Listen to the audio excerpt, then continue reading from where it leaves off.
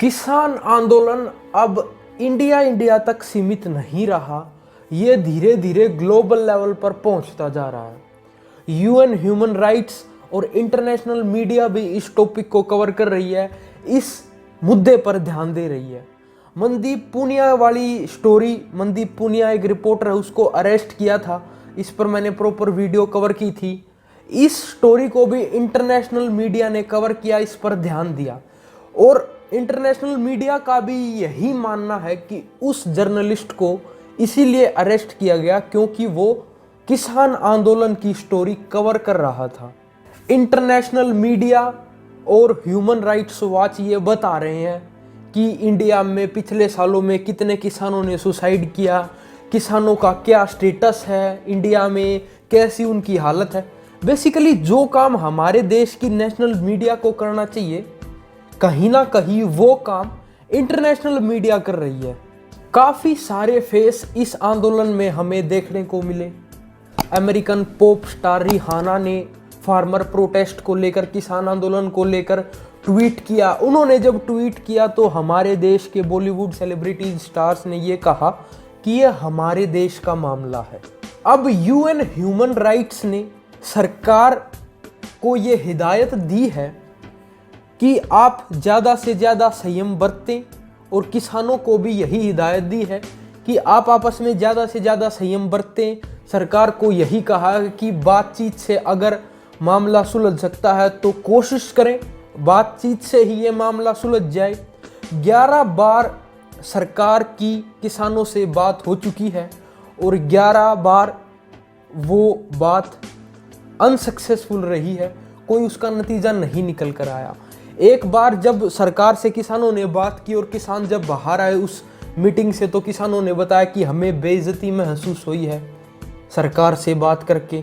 इस पर हमने प्रॉपर डिटेल डिस्कशन किया है।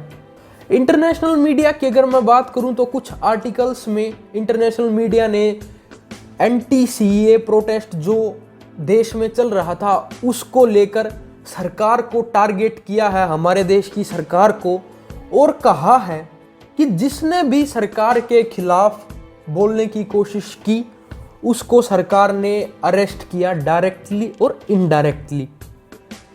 लेकिन जब फार्मर प्रोटेस्ट की बात ग्लोबल लेवल पर होती है, कोई बाहर का आदमी फार्मर प्रोटेस्ट को सपोर्ट करता है, तो सरकार कहती है ये हमारे देश का इंटरनल मैटर है, किसी दूसरे को इस पर बोलने का कोई अधिकार नहीं। बिल्कुल सही बात है, हमारे देश का इंटरनल मैटर है, दूसरा क्यों बोले बाहर का, इसमें सरकार कुछ गलत नहीं कह रही। लेकिन मैं एक सवाल सरकार से पूछना चाहता हूं, जब बाहर दूसरे देशों में कुछ भी होता है तो सरकार और हमारे देश के लीडर्स खुलकर ट्वीट करते हैं, तब उनका ये इंटरनल मैटर क्या नहीं होता? लेकिन जब हमारे देश में कुछ गलत हो रहा है और सरकार के अगेंस्ट कोई खड़ा हो रहा है तो सरकार कह रही है हमारे देश का इंटरनल मैटर है। अजीब सी थिंकिंग है।